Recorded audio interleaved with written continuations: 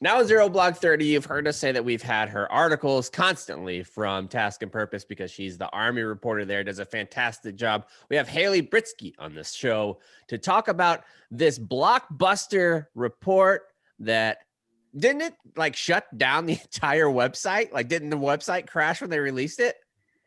It essentially, it didn't work the way it was supposed to. I know that much. They were kind of scrambling to get it up. Yeah.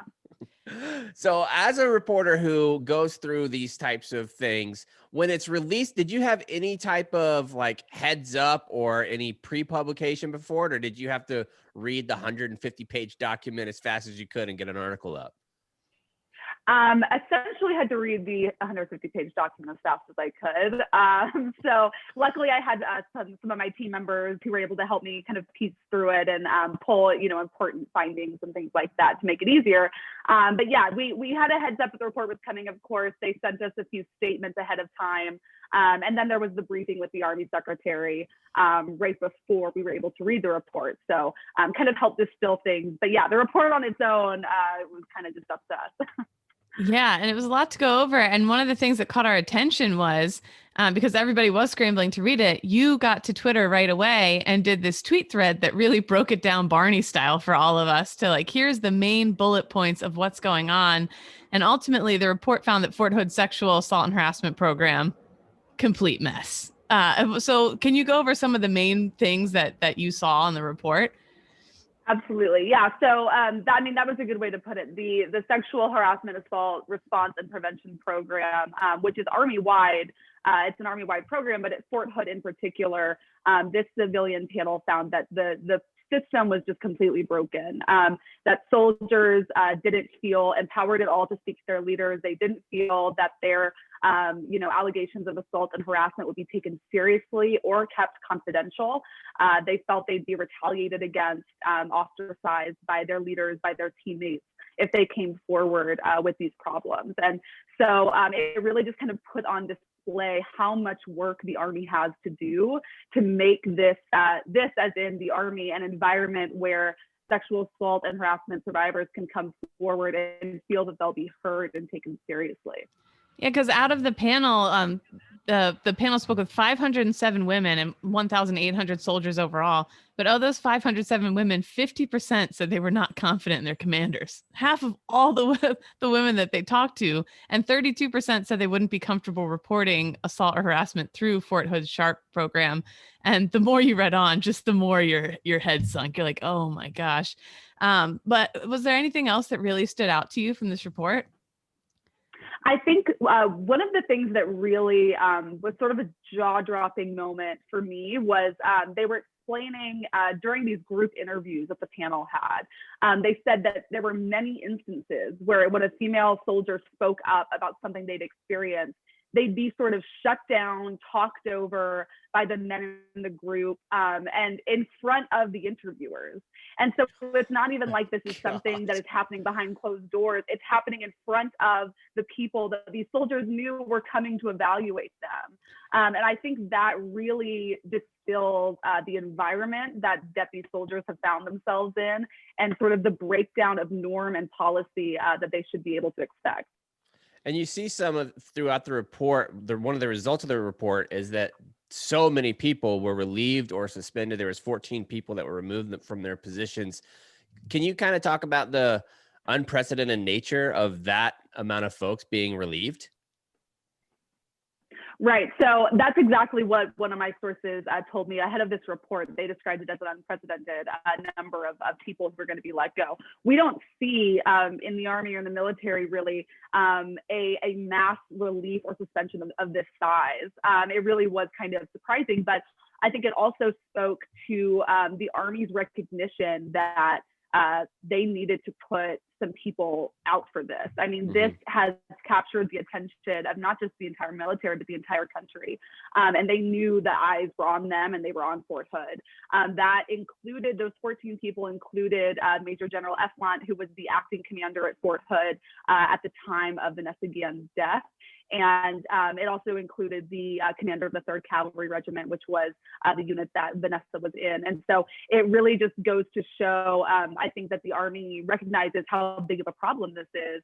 And the Army leaders have been saying more now than before, but that, this is kind of the Army's chance to prove just how seriously they take issues like this, and really send a message to the rest of the force. And so it really was a surprising number. I was not expecting it to be over 10. I was not expecting it to be in the double digits at all.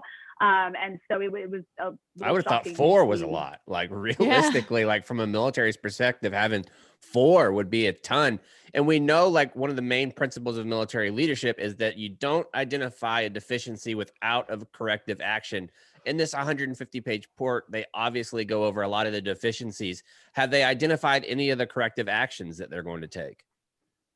So they've alluded to some of the areas in which they're going to work to do things. So the report, the panel gave them 70 recommendations for things that they thought they should fix, not just That's in when you know you to, fucked up. If you get 70 recommendations on how to improve. Shockingly, change your socks and take a Motrin was in there. It was at the bottom. Yeah. Glow belt 71. For sure. Yeah. Glow belts. Absolutely. Yeah. So they had an extensive list of things that they thought the Army could fix. And right now what's happening is the Army is appointing this people first task force to kind of go in and see, okay, what is doable? What are the things that we can fix? I believe they have a March 1st deadline to come back to senior Army leaders and say, here's our plan forward, essentially. But they said they would like it sooner if possible.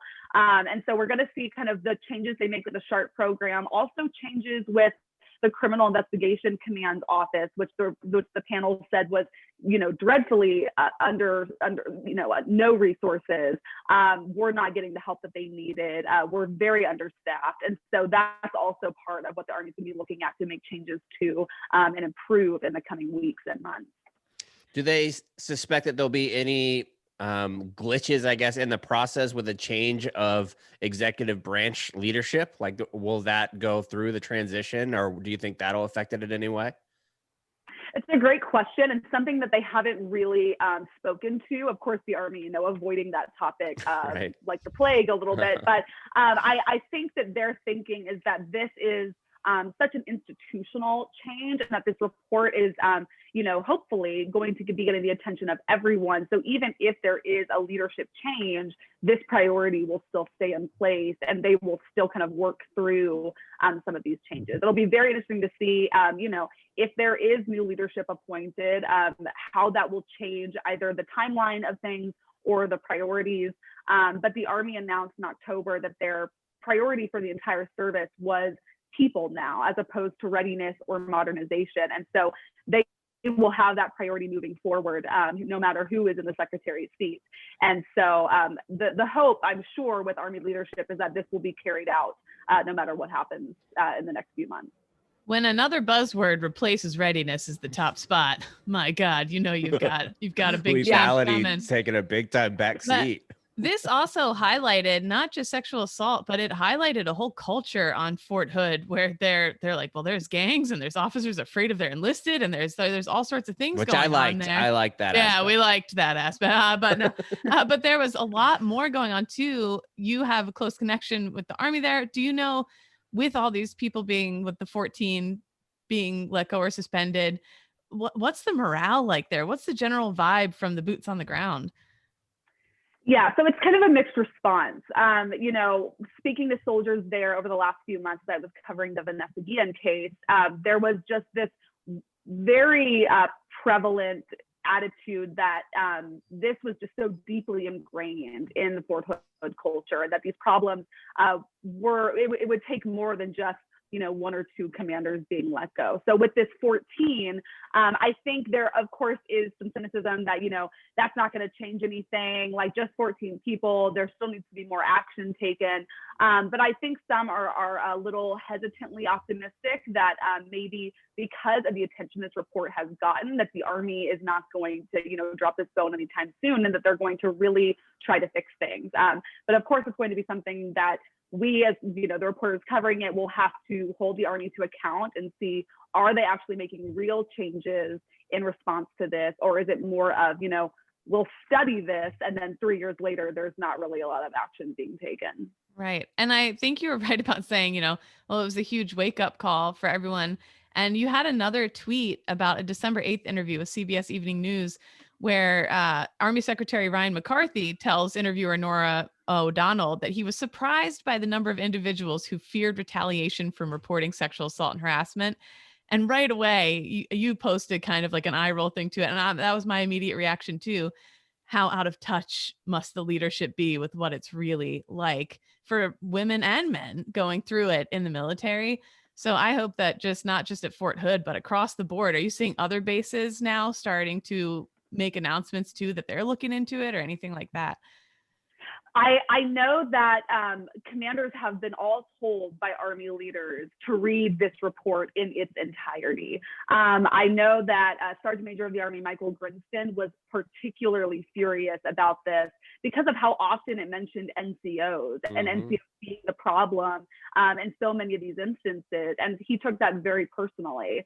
And so I know that this is something Army leadership is acknowledging as, yes, it's particularly bad at Fort Hood, but many of these problems are throughout the Army and throughout the military. And so how are we going to fix this for the rest of the force and not just Fort Hood? They, of course, don't have the in-depth reports, that we saw with Fort Hood at every installation, but it is something that I know that they're looking at. The SHARP program, any changes that are made there will be made Army-wide.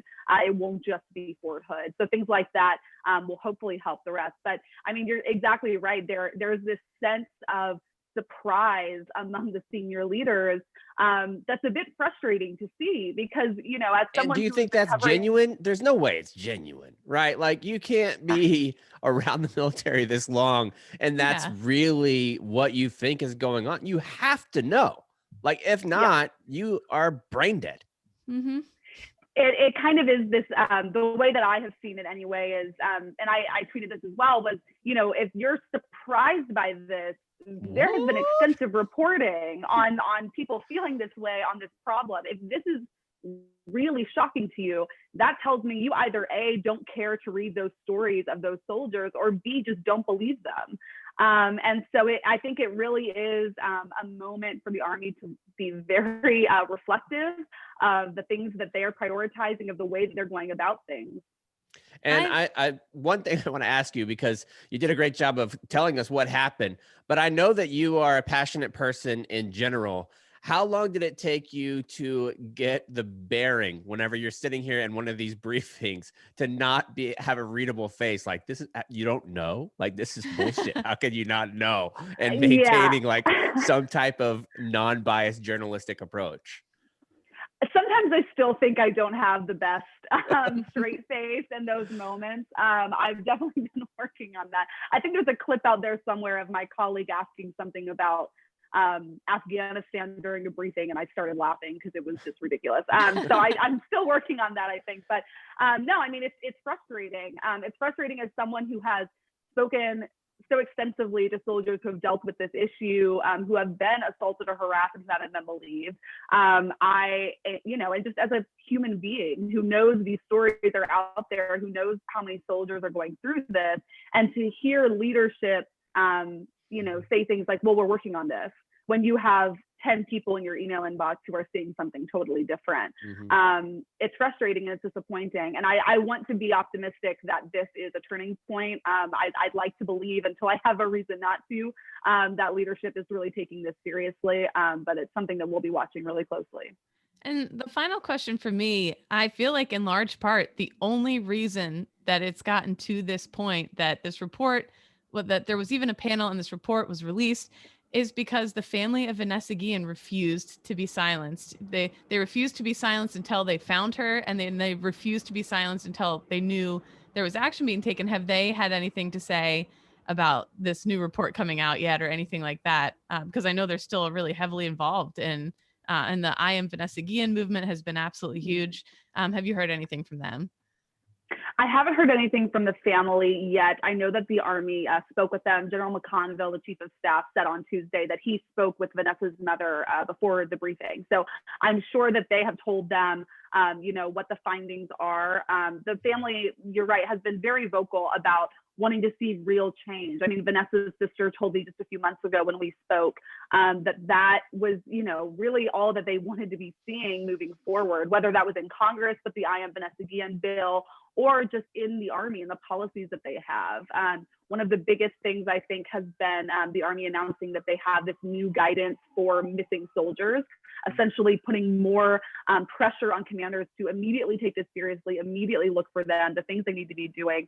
Because that was something that wasn't taken seriously enough. Which is insane. Like, that's insane. That you don't, I mean, there's so many tweets about if you lose a pair of night vision goggles, you'll be out for 72 hours looking for it. And they didn't look for Vanessa for longer than 24. Like, that is so crazy.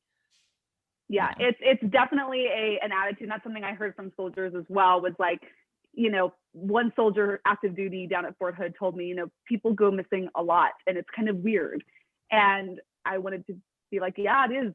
That's weird. That's for sure. You're right. And and it's something that, when the Army said, well, we're putting out new policy to say when a soldier doesn't report for duty, they're considered missing. It was kind of that moment of, what have you been considering them? If the new guidance is saying that, what has been the norm? So there are just so many steps that need to be taken and that the Army is taking now to fix what has happened there. And it'll be interesting to see what actually is implemented. But not on the pessimistic front, I do think it is encouraging that the general reached out to Vanessa Guillen's family directly, because in a lot of ways, like, you could see people pushing that off on somebody else, but being direct and having to make those phone calls to a family member of somebody with a story like Vanessa, that's not easy to do, at all. And so to go directly, hopefully that's a sign that we are taking this seriously and we're going to do what we can. Yeah. Definitely. Hopefully that's a wake up call for him too, to never have to do that again, ever, to fix it. But absolutely. Well, thank you so much for coming on, Haley. We really appreciate your time. Yeah. Thank you, Haley. For having me. Thanks.